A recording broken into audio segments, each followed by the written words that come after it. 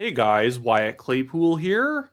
I don't know if I'm a masochist or a sadist because on this channel I love to go over Liberal Party propaganda and propaganda made by online leftists. Maybe I'm torturing you, maybe I'm torturing myself, but I actually do find it quite instructive because unless you engage with the arguments that the other side makes, you don't actually know if your own arguments are good or not. And constantly, whenever I go over this stuff, all I conclude is that these people have no meat on the bones of their arguments. The Liberal Party and the left in general, their entire narrative during this campaign has been based off of fear, pretending that Canada's greatest enemy is the United States and you have to vote for Carney if you don't like Trump, and attacking Pure Polya for really shallow, like personal reasons. Who watches this and thinks, oh, that's the party I want to be in charge?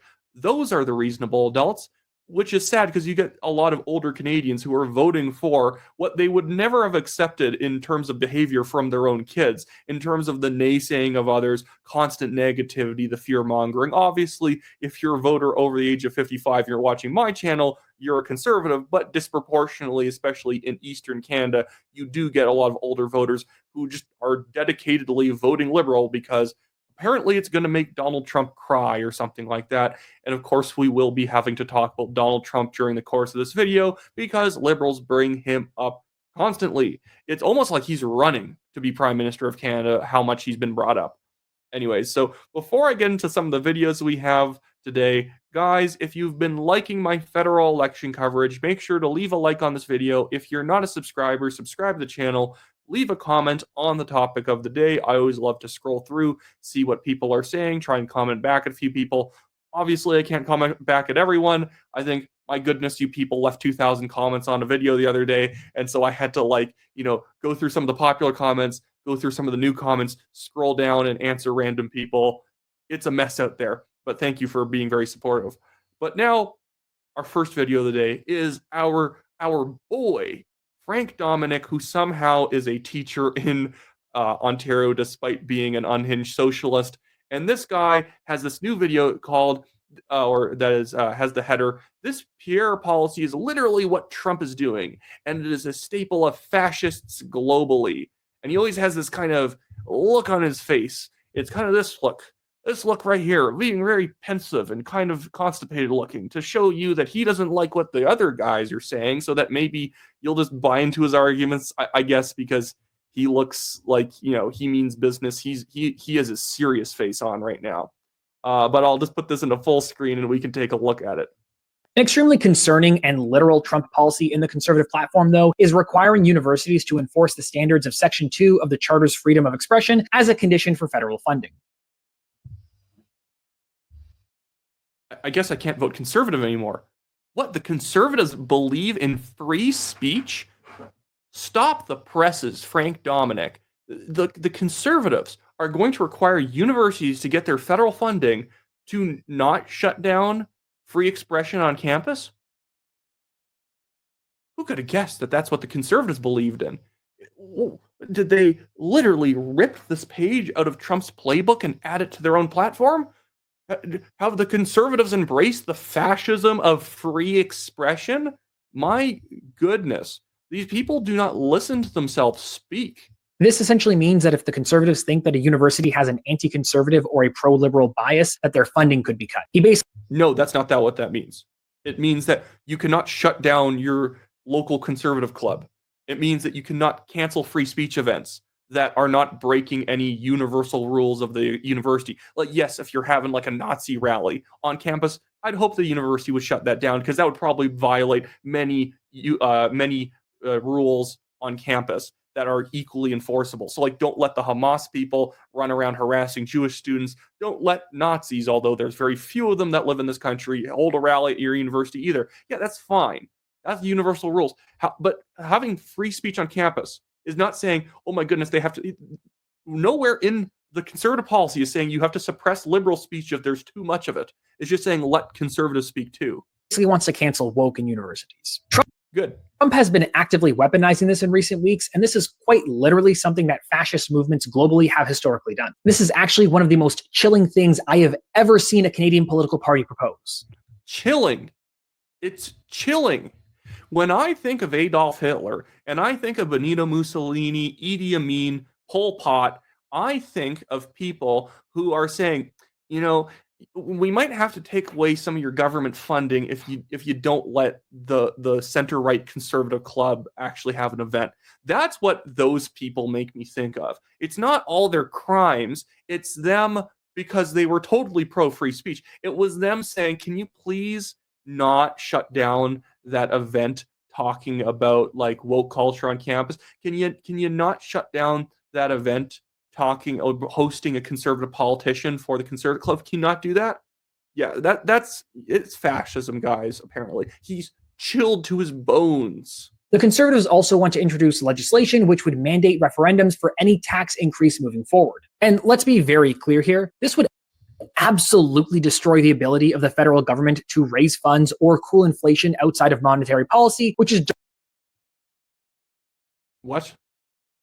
No, you could have a referendum to raise taxes. The whole point is that people should actually have a say over if we raise taxes or not. If you can make a good case that we should raise taxes 1% because we want to pay for this or that, you can do it. The point of that policy is that we already spend too much, and the government should have to make do with the amount of money it already has. In Canada, the GDP is already 44% government.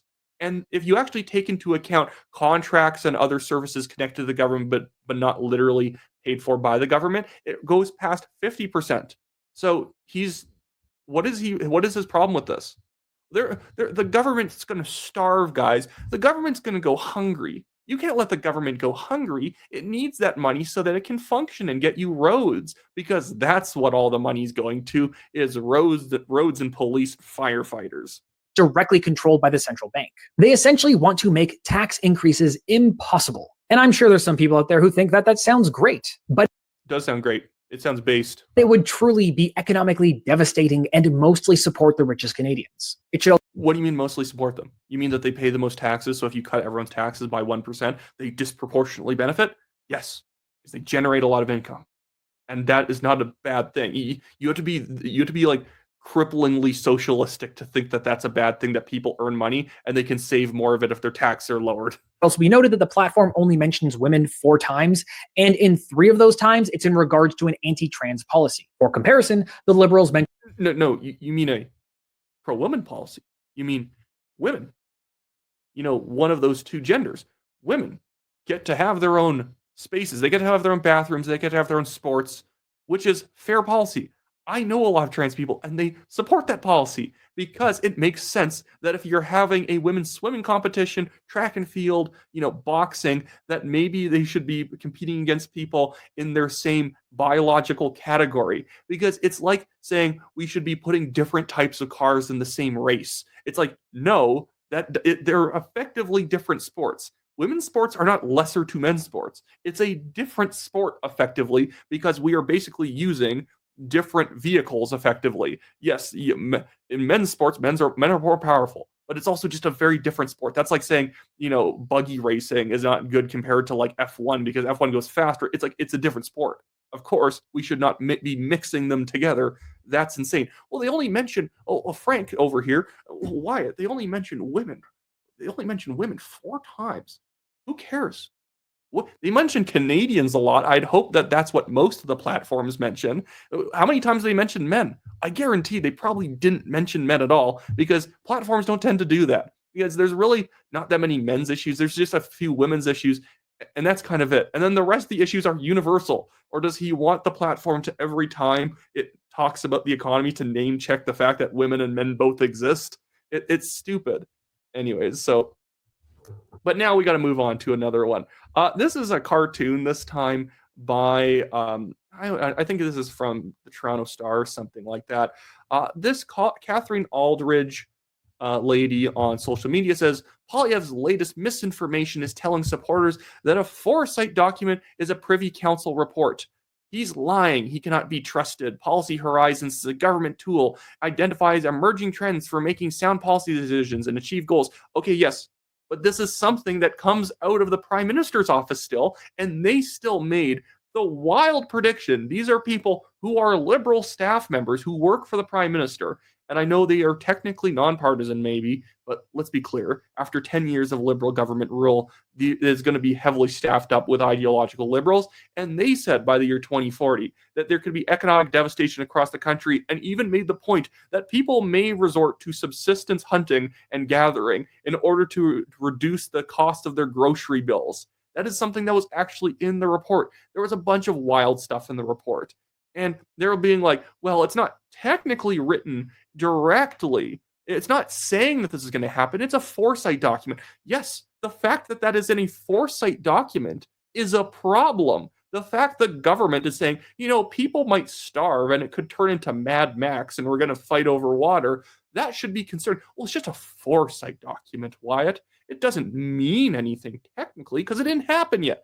Okay, the fact the government thinks it's a non-zero chance scares me a little, but apparently, he didn't know that's not the exact right type of document.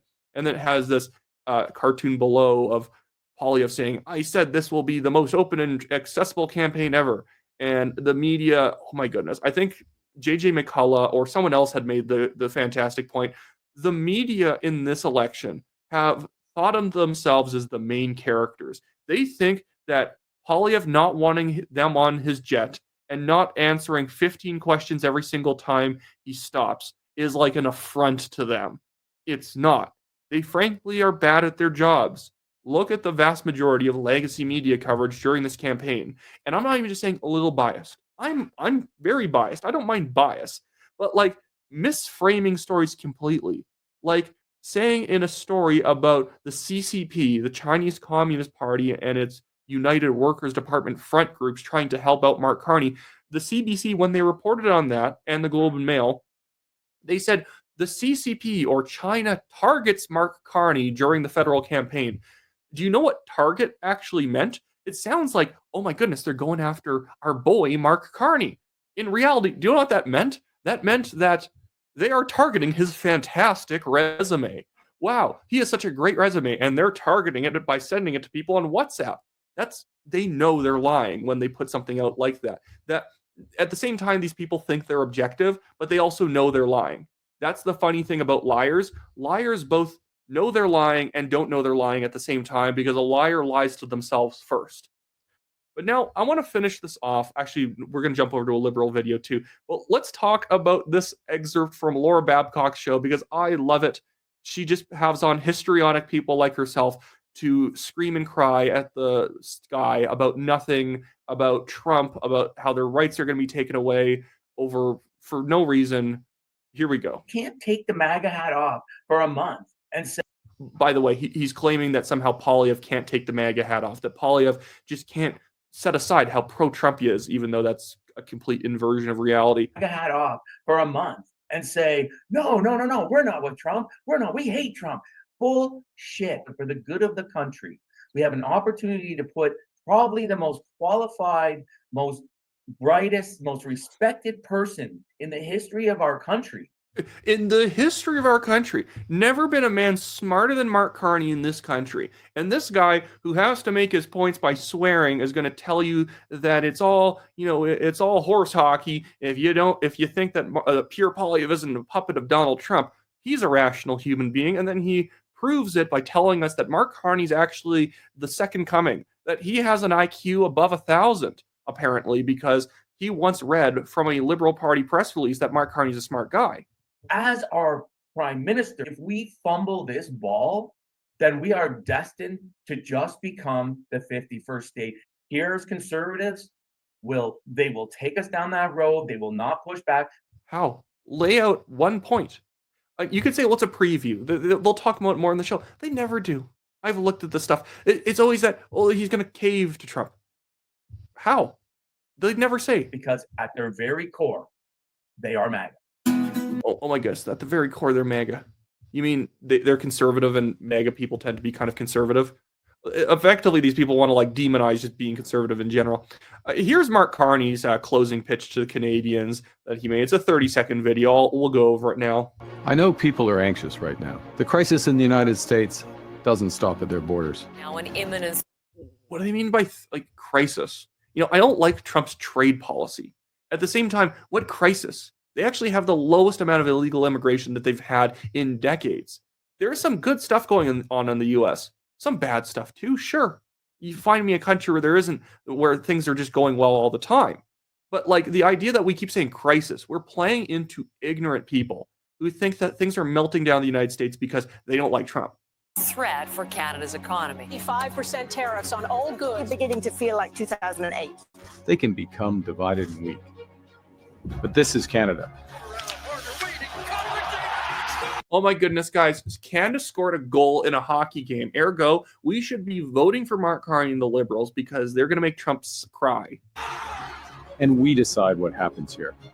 Let's choose to be united and strong. Canada strong. Yeah, nothing spells united like constantly accusing your political opponents of being like controlled opposition of a foreign government. Here's something that they actually have post-pinned. It's not here because it's in my bookmarks, but they have this video currently pinned on the Liberal Party X account. This is posted back on March 27th at the beginning of the campaign. What drove me up the wall about this, why I have to talk about it, look, this is from the Ingram angle. This is the same show, the same episode of the same show, where Trump endorsed the Liberals. One of the nastiest countries to deal with is Canada. But he said he wants to deal with the Liberals.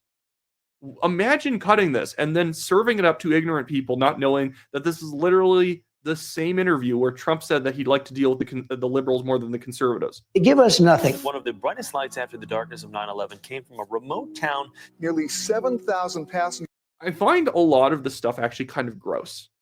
By highlighting Canada's role in 9/11 and by highlighting Canada's role in the wildfires and stuff like that, they're taking the heroism of individual Canadians who were actually helping the U.S. and did not demonize the U.S. And they're using that to say, so Trump said some nasty stuff about us. So, you know, that means you should vote for us because we highlighted something that other Canadians did. You guys don't own what other heroic acts Canadians have done just because you invoke them. In fact, these are the same people who take down statues of Canadian historical figures and change the names of our universities, put boxes around John A. Macdonald statues. And they're going to be like, no, guys, we need to invoke Canadian history now and Canadian heroism because screw the U.S. I don't think that you actually like Canada if you only ever bring up Canadian history proudly to say screw the U.S. I think that you're a liar. I think that you're a dishonest actor. Mark Carney, in fact, is a bad actor in both senses of the term. But I don't think that you're being honest with me here. But anyway, so that should be it for me today in this video. Hopefully you don't mind these rambling media reviews. I find them kind of fun to do once in a while. Eve of the election, guys, make sure you go out and vote. Vote with a couple friends. Load them into your car. Kidnap someone. Vote with them. I'm just kidding. But take someone with you to vote if you're not sure if they're going to actually take themselves to vote. And make sure we can have very high turnout to get the Conservatives across the finish line. It is effectively a 50-50 election depending on the turnout. Anyway, so that's it for me today, guys. Thanks for liking the video, subscribing to the channel, leaving a comment. I'll see you guys later.